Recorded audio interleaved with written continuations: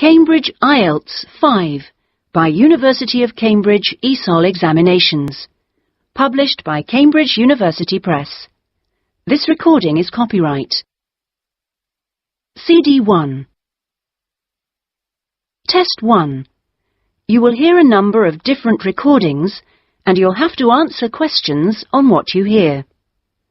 There will be time for you to read the instructions and questions, and you'll have a chance to check your work.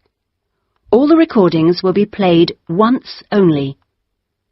The test is in 4 sections. At the end of the test, you will be given 10 minutes to transfer your answers to an answer sheet. Now turn to Section 1.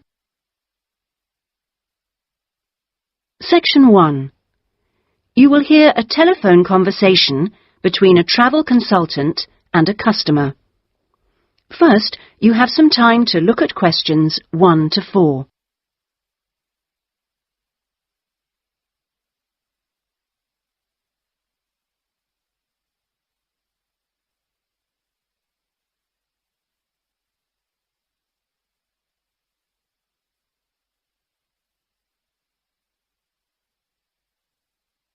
You will see that there is an example which has been done for you.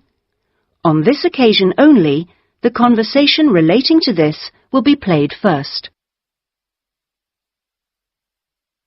Good afternoon, Dreamtime Travel. How can I help you? Oh, hello. I'm interested in the holidays you offer along the coast near here. Yes, we operate several tours up the coast.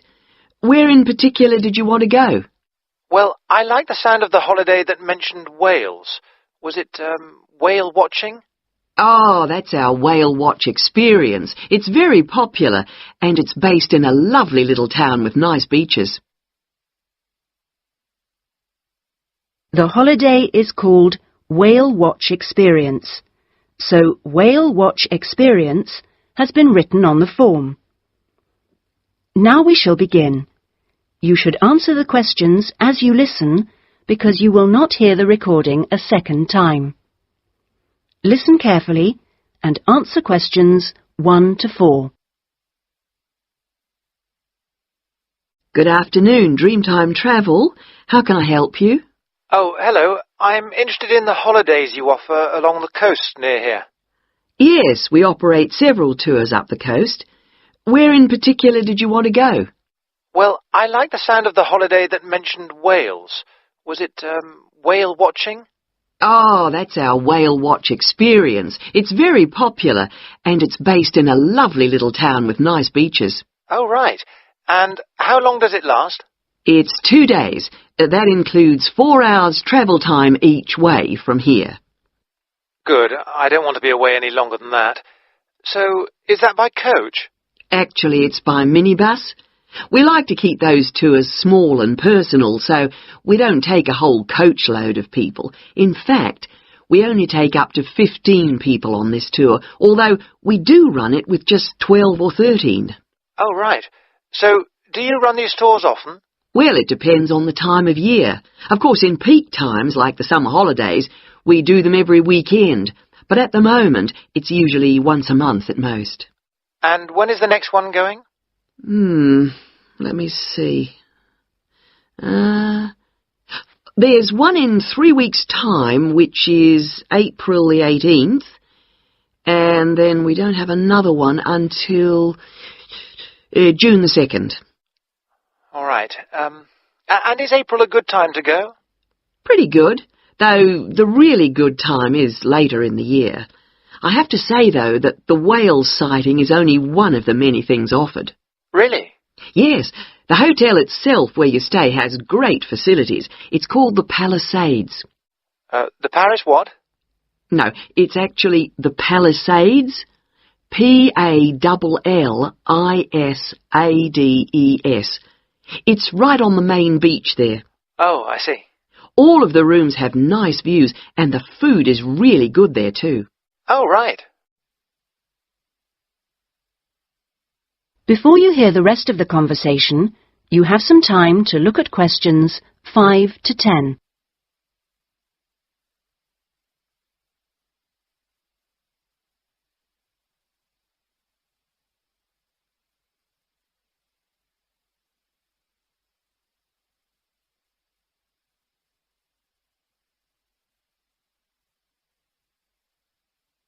Now listen and answer questions 5 to 10.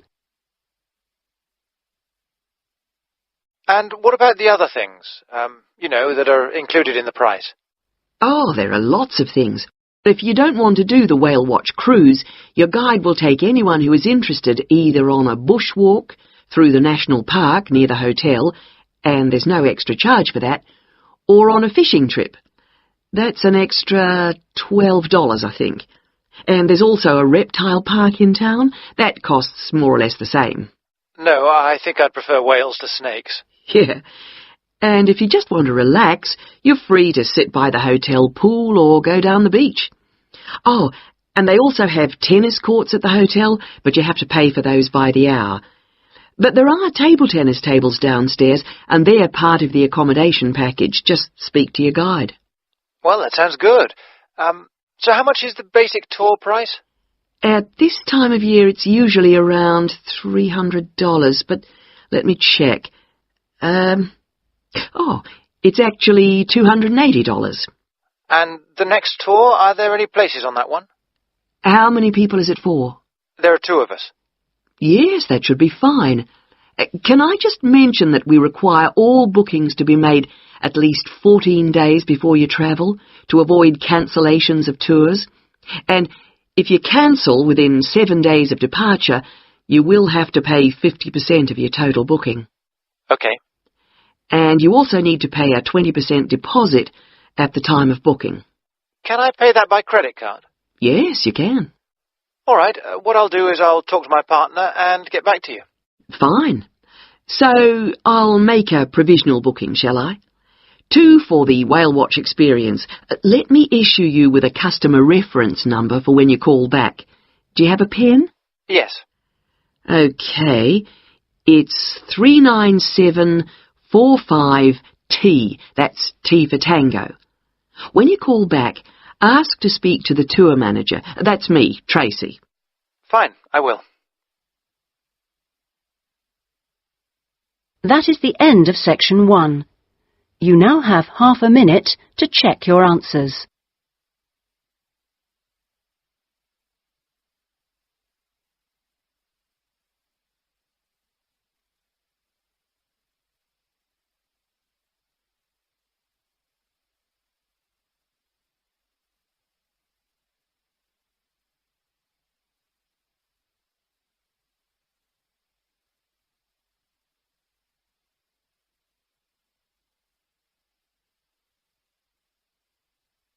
Now turn to section 2.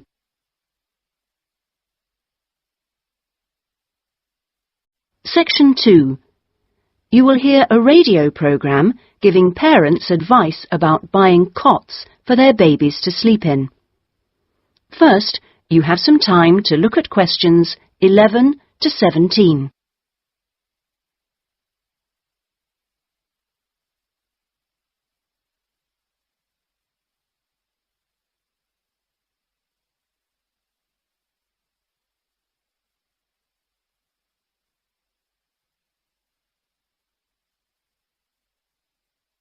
Now listen carefully and answer questions 11 to 17. Hello and welcome to today's Buyer Beware program, where we give you some tips on how to spend your money wisely. Now, in today's show, we're looking at beds for children and babies. Let's start by looking at baby cots. That's for children of up to 3 years old. We tested 3 different cots, all in the budget price range, and as usual, we will feature the good points, the problems, and our verdict. The first cot we looked at was by BabySafe, and it had several good points to recommend it. Our testers liked the fact that it had 4 wheels, so it was easy to move around. The only slight problems with this cot were that it had no brakes, but they didn't think that mattered too much. At first they were a bit concerned about the side bar because they felt babies could trap their fingers in it. But our testers felt that this was unlikely to happen, so they've given this one a verdict of satisfactory. The next cot was by Choice Cots, and this time our testers were pleased to find a cot which is simple to put together, unlike others we looked at. On the minus side, our testers did not like the fact that the side of the cot did not drop down, making it difficult to pick up newborn babies. However, the real problem with this cot was the space between the bars. Our testers found they were too wide and a baby could easily trap his head. We felt this was a real safety hazard, and so we've labelled this one dangerous, I'm afraid. Before you hear the rest of the programme, you have some time to look at questions 18 to 20.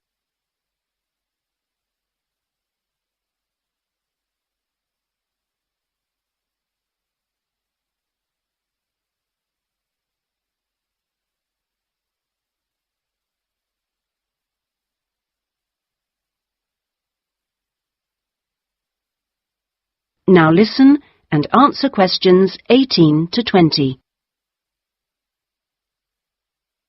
And finally, better news for the Mother's Choice cot. This cot was slightly different in that although the sidebar did not drop down, the base could be raised or lowered into two different positions, making it safe as well as convenient. The negatives for this one were quite minor. The only niggle everyone had was the fact that it has no wheels, and the only other problem anyone could find was that there were pictures, which were simply stuck on and so could easily become detached. The makers have now promised to discontinue this practice. As this cot will then be safe in every way, we have made the Mother's Choice cot our best buy. Congratulations, Mother's Choice. So what features should you look for in a baby's cot? Well, obviously, safety is a very important factor, as well as comfort and convenience. We recommend that if you are buying a cot, do make sure that any metal present is not rusted or bent in any way. You should ensure your cot has only rounded or smooth edging without any sharp edges. This is especially important for wooden cots. And now, on to beds for toddlers. That is the end of section 2. You now have half a minute to check your answers.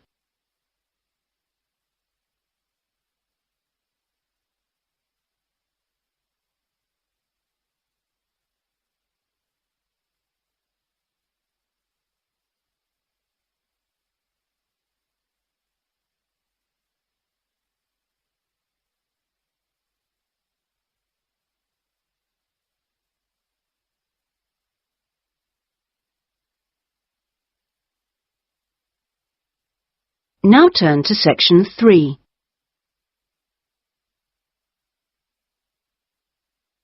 Section 3. You will hear a conversation between a student, Andrew, and a student advisor, Monica, about a diploma course. First, you have some time to look at questions 21 to 25.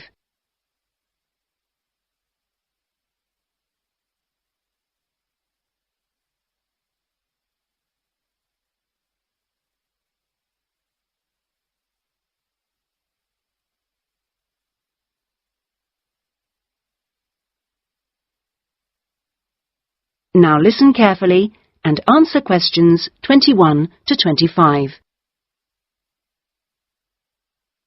Excuse me, I was told to come here for advice about management diploma courses. You've certainly come to the right place. Hi, my name is Monica. Nice to meet you. My name is Andrew Harris. So, Andrew, have you seen our diploma course prospectus yet? Yes, I've already looked at it. In fact, I thought the information on course content was really useful. But I'm afraid I'm a bit confused by all the different ways you can do the course. Full-time intensive, part-time, and so on. Mm-hmm. Well, let's see if I can help. I think each course type has its advantages and disadvantages, so it really depends on you, your own study habits, and your financial circumstances, of course. Are you working at the moment? Yes, I've been working in the administration section of the local hospital for the last 3 years. Mm-hmm. And before that, I worked in the office of a computer engineering company for 2 years. So I've got about 5 years of relevant work experience. Mm-hmm. And what I'm hoping to focus on is personnel management. I see. And are you planning to leave your current job to study, or are you thinking about just taking a year off?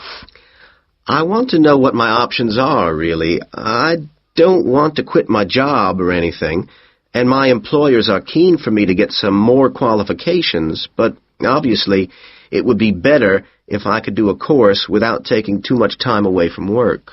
Right. So you don't really want to do the full-time course, then? No, not really.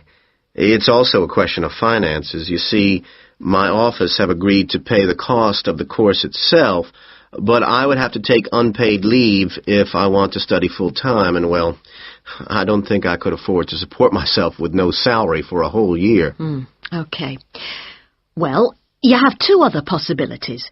You could either do the part-time course, that would be over 2 years, and you wouldn't have to take any time off work, or you could do what we call a modular course. You could do that in 18 months if you wanted, or longer. It's quite flexible, and it would be up to you. So what does the part-time course involve? For that, you would join an evening class and have a lecture twice a week. Then you'd have to attend a seminar or discussion workshop 1 weekend a month. What kind of coursework would I have to do? Well, it's a mixture. You'd be expected to write an essay each month, which counts towards your final assessment. You have a case study to do by the end of the course, which might involve doing a survey or something like that. And also you need to hand in a short report every 4 weeks. So that's quite a lot of work then, on top of working every day. It sounds like a lot of studying, and really tiring. Yeah, you certainly wouldn't have much free time. Before you hear the rest of the conversation, you have some time to look at questions 26 to 30.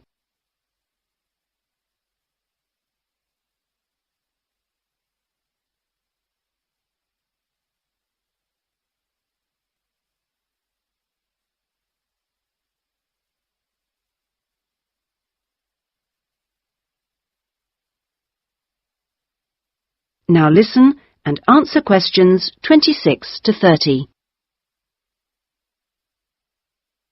What about the modular course? What would I have to do for that? Well, that's where you get the opportunity to study full-time for short periods. That way you can cover a lot of coursework and attend lectures and seminars during the day. And each module lasts for 1 term, say about 12 weeks at a time. There are obvious advantages in this. The main one being that you can study in a much more intensive way, which suits some people much better. And how many of these modules would I have to do to get the diploma? The current programme is 2 modules, and then you have to choose a topic to work in more depth. But you can base that on your job, and so you don't need to be away from the office. And how long it takes is up to you. The important thing is that you don't have to study and work. You can focus on one thing at a time. Yes, I can see that. It certainly sounds attractive. It would be more expensive, though. I mean, I'd have to support myself without pay for each module. That's true, so that might be a problem for you. Look, why don't you talk this over with your employers and then come back? That is the end of section 3. You now have half a minute to check your answers.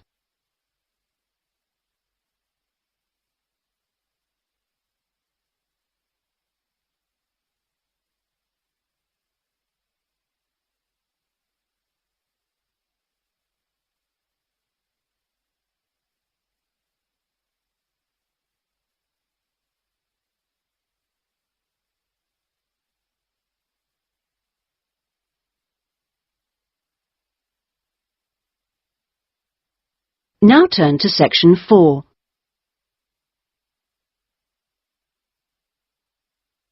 Section 4. You will hear part of a lecture given by an economist about North American women's attitude to money and saving. First, you have some time to look at questions 31 to 40.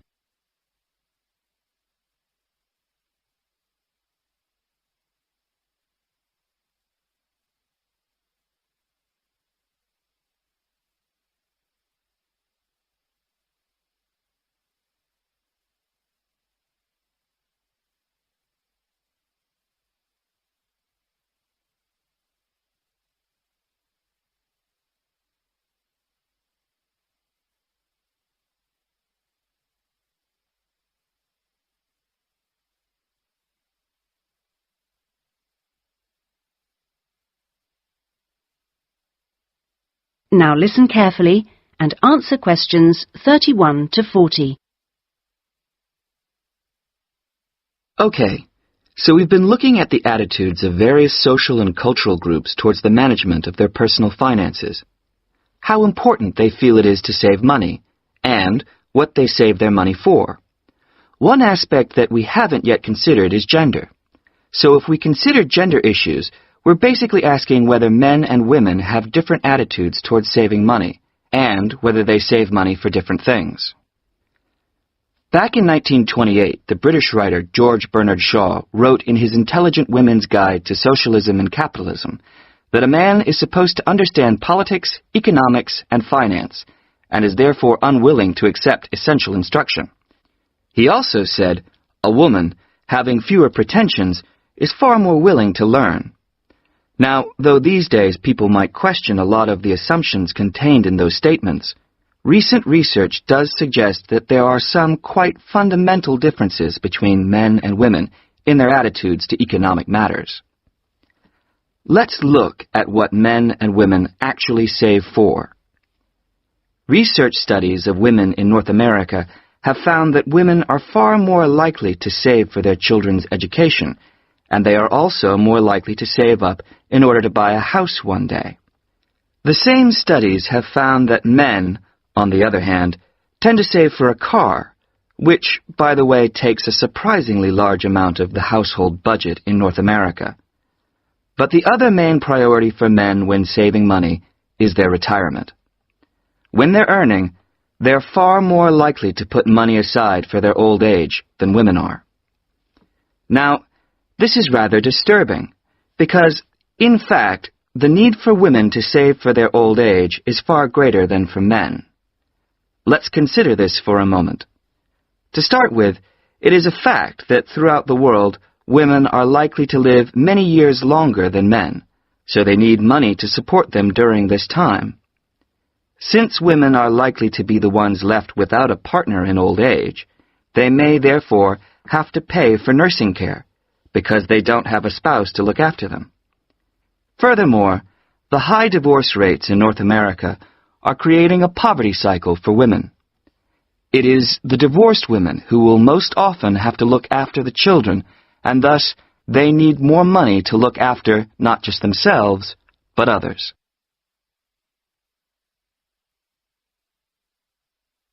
So what can be done about this situation? The population in North America is likely to contain an increasing number of elderly women. The research indicates that at present, for women, it takes a crisis to make them think about their future financial situation. But of course, this is the very worst time for anyone to make important decisions. Women today need to look ahead, think ahead, not wait until they're under pressure. Even women in their early 20s need to think about pensions, for example, and with increasing numbers of women in professional positions, there are signs that this is beginning to happen. Then research also suggests that women avoid dealing effectively with their economic situation because of a lack of confidence. The best way for them to overcome this is by getting themselves properly informed so they are less dependent on other people's advice. A number of initiatives have been set up to help them do this. This college, for example, is one of the educational institutions which offers night classes in money management, and increasing numbers of women are enrolling on such courses. Here, they can be given advice on different ways of saving. Many women are unwilling to invest in stocks and shares, for instance, but these can be extremely profitable. It is usually advised that at least 70% of a person's savings should be in low-risk investments. But for the rest, financial advisors often advise taking some well-informed risks. Initiatives such as this can give women the economic skills and knowledge they need for a comfortable, independent retirement.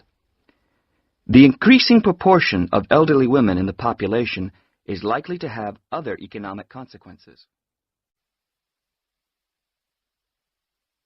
That is the end of section 4. You now have half a minute to check your answers.